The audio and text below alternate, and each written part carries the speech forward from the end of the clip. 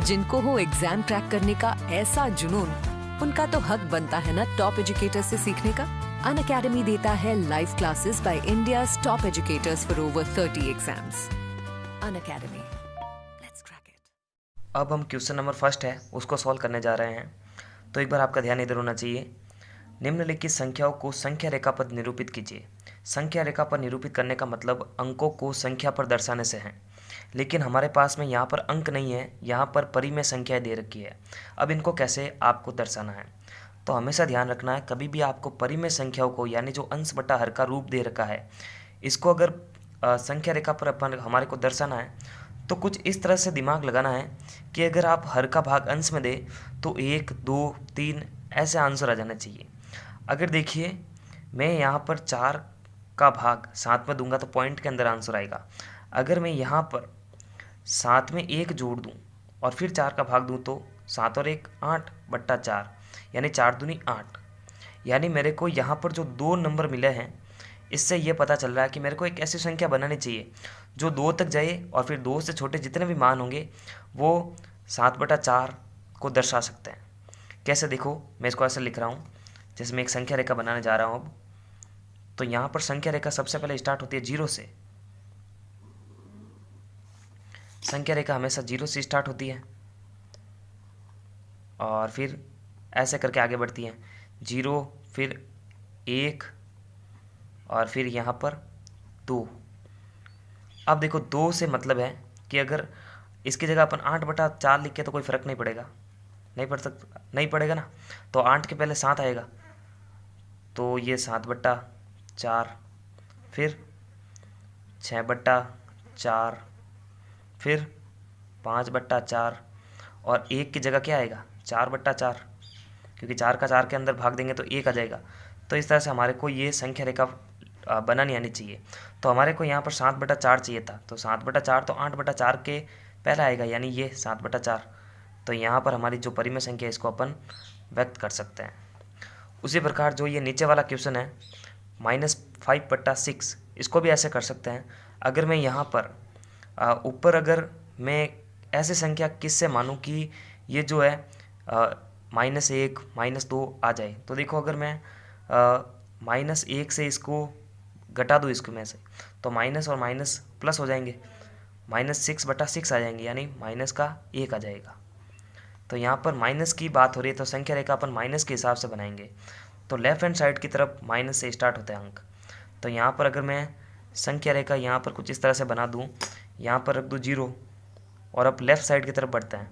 तो left side के बढ़ने पर यहाँ पर 1 ले लेते हैं और यहाँ पर ले लेते हैं माइनस का 2, ये माइनस का 1 और माइनस का 2। अब देखिए संख्या रेखा पर कुछ इस तरह से माइनस का 5 बटा 6 चाहिए।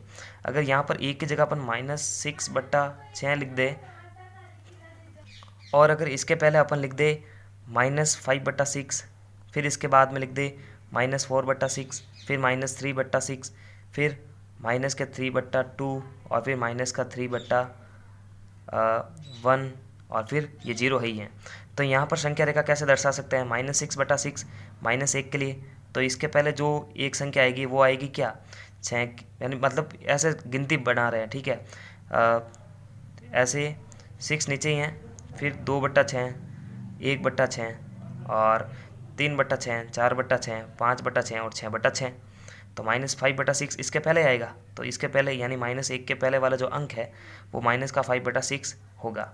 तो यहाँ पर इसको अपन दर्शा सकते हैं माइनस का 5 बटा 6 ऐसे।